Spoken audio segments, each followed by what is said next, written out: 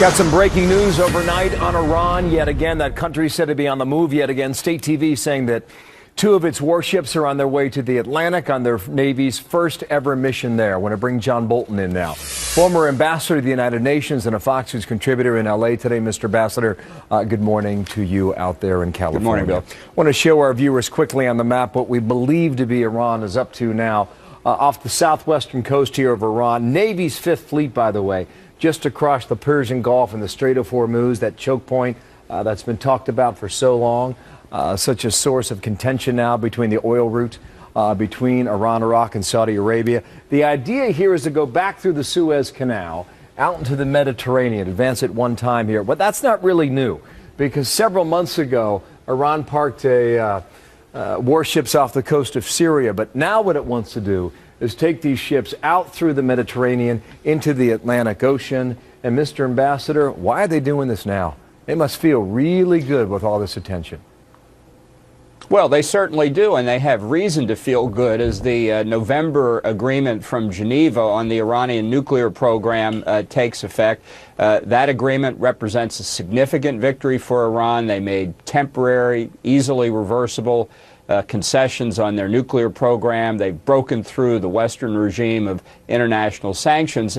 And the sending of these 2 warships is a political signal to the United States, to the other countries in the region, that Iran feels good and is trying to project power. And I think this is something that we should take very careful note of. They do not feel constrained by us or now by the international sanctions. So it's your sense that we're actually giving them a platform that's enabled them to feel this way. Remember in 2012, they said they want to put ships off the eastern coast of the United States.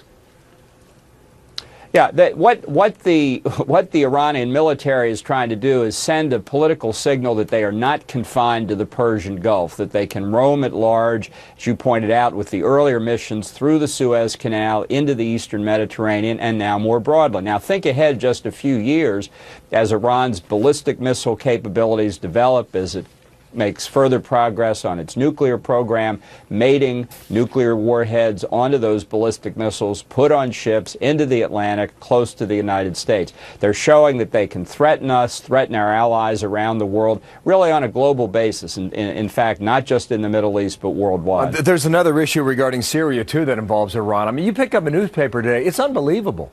I mean, Iran is in the mix in all these major international stories today. So the story here is that the U.S. did not want the Iranians to be at this peace negotiation table regarding the war in Syria.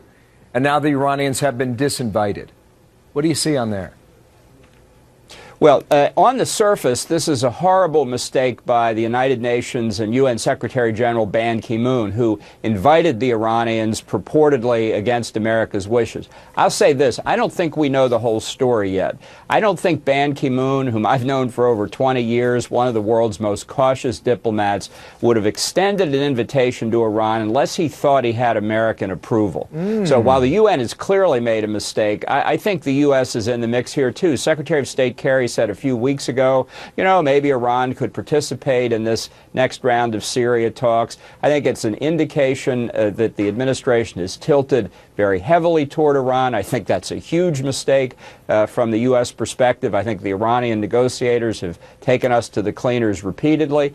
And so I think while the surface mistake here is the UN's, I think the U.S. is implicated in this mistake. Well, now back up just a little bit here. If we're to believe that, then something had to happen or change within the relationship. You're saying originally the U.S. government wanted Iran to be a party to this, and then in the past 24 hours we said, forget it, we don't want you there.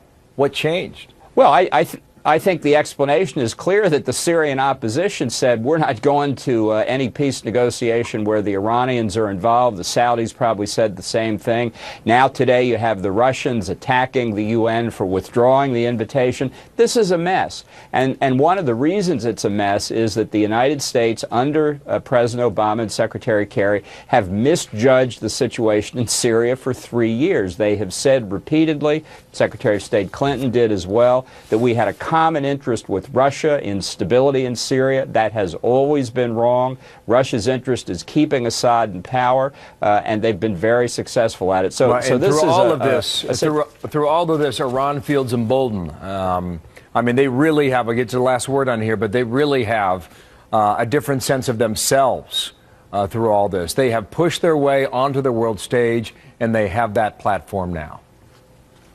Iran's power is growing in the region and worldwide. America's is declining. Ambassador Bolton, thank you. From Los Angeles today, where it's early. Appreciate the time. John Bolton, thanks. Thank you, Bill.